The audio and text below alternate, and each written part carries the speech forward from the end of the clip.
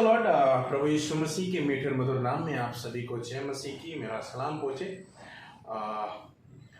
आजकल हम बड़े व्यस्त हो गए हैं और हमारे आसपास क्या हो रहा है कुछ नहीं मालूम। हमारे खुद के पास समय नहीं है कि हम अपने भाई, अपनी बहन, अपने रिश्तेदार का हाल जाने और जाने की वो किस कंडीशन से इस समय गुजर रहा है, उसकी सिचुएशन क्या है और क्यों हमारा भाई, हमारी बहन, मम्मी पापा, रिलेटिव्स इतने उदास रहते हैं, बात नहीं करते। ना जाने कितने लोग हैं जो आजकल कर्ज के दबाव में पड़े हैं और तरह तरह की बंदिशों में हैं, परेशान हैं बहुत सी बातों को लेकर के, और कई चीज़ों ने उनको खा रखा है। कोई निर्बल हो गया है, कोई ऐसा अंदर से इतना सोच में चला गया है कि वो अंदर लगता है कि उसके अंदर कोई जान ही नहीं है। वो बिल्कुल एकदम निर्जीव हो गया है, जैसे कोई एक वस्तु, उसके अंदर जान नहीं होती, उसको हिला नहीं सकते, इधर उधर नहीं कर सकते और उसके अंदर जीवन ही नहीं है। तो हमारे आसपास के लोग भी कुछ ऐसे ही हो गए हैं। हमें अब देखना है, क्योंकि हम प्रभु के जन हैं और प्रभु के लोग हैं, वचन को पढ़ते हैं, प्रार्थना करते हैं और उस जीवित खुदा को जानते भी हैं। तो परमेश्वर का जीवित कलाम हमें एक बड़ी प्यारी सी बात सिखाता है जो इब्रानियों 10:24 में लिखा है, और प्रेम और भले कामों में उसकाने के लिए हम एक दूसरे की चिंता किया करें। हमें देखना है कि हमारे आसपास क्या हो रहा है। कहीं ये व्यक्ति उससे घृणा तो नहीं करता, इसके ऊपर कर्ज का दबाव तो नहीं है, ये निर्बल तो नहीं है, ये निर्जीव तो नहीं हो गया, कहीं ये संसार की अभिलाषाएं मेरे भाई, मेरी बहन, मेरे रिलेटिव्स को खा तो नहीं गई और ये संसार की गुलामी में तो नहीं चला गया। आज जो हमारे आसपास जो लोग निर्जीव हो गए हैं उनके अंदर हमें जान डालनी है।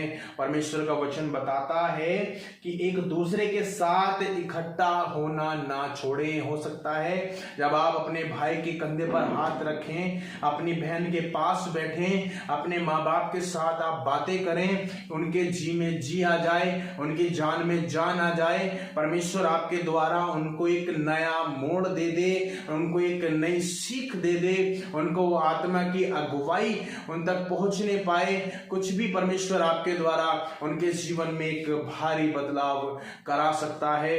हो सकता है कि जब आप अपने रिश्तेदारों से मिलने जाओ, उनके लिए प्रार्थना करो और आपके रिश्तेदार कहें कि हाँ सच में मैं तो इस कर्ज में डूबकर सुसाइड करने पर था, मैं तो मरने ही जा रहा था, लेकिन आप आए और यीशु मसीह को मेरे पास लेकर के आए। आपने प्रार्थना की, मैं बड़ा ठीक हूँ, मुझे एक रास्ता मिला है, मुझे बल मिला है, मैं निर्बल हो गया था। उसके अंदर भी परमेश्वर के द्वारा आप में होकर के एक जान आ जाती है, एक बल आ जाता है, उसे भी एक सहारा मिलता है कि हाँ सच में जब सारे मार्ग बंद हैं, परमेश्वर मार्गों को खोलता है। मेरे प्रियो परमेश्वर के जन, आप सब परमेश्वर के साथ चलें और इस वचन को गहराई से हम देखें कि क्यों यीशु मसीह ने वचन में बात कही कि एक दूसरे के साथ इकट्ठा होना ना छोड़ें, जैसे कि कितनों की रीति है, पर हम एक दूसरे को समझाते रहें। अब जैसे अय्यूब के बच्चे थे, वो ऐसे थे कि एक दूसरे के घर में जा जाके रोज अलग अलग वो खाना खाया करते थे,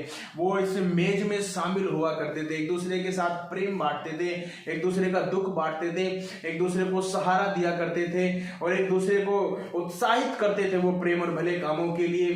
कोई सोच में है, टेंशन में है, उसके साथ होते थे, उससे बातें करते थे, परमेश्वर के वचनों से समझाते होंगे, उसके लिए प्रार्थना करते होंगे, तो वो ऐसे एक साथ संगति किया करते थे। वो उनकी रीति थी। मेरे प्रियो, हमारी भी ये रीति होनी चाहिए कि हम भी इस जीवित कलाम के अनुसार इकट्ठा होना ना छोड़ें, एक दूसरे के साथ हम संगति जरूर किया करें कि हो सकता है ना जाने किस में आपकी संगति करने से बल आ जाए, किस में आपकी संगति करने से जीवन आ जाए, कौन आपकी संगति करने से डिप्रेशन से बाहर आ जाए। आपको भी मालूम नहीं होगा कि कब आपने इस संगति करने से परमेश्वर के राज्य को बढ़ा दिया, कब आपने एक और आत्मा बचा ली, कब आपने एक और भला काम कर दिया, कब अब आपने प्रभु यीशु मसीह के प्रेम को लोगों तक पहुंचा दिया। इस वचन की इस आयत के आखिरी लाइन में लिखा है कि ज्यों-ज्यों उस दिन को निकट आते देखो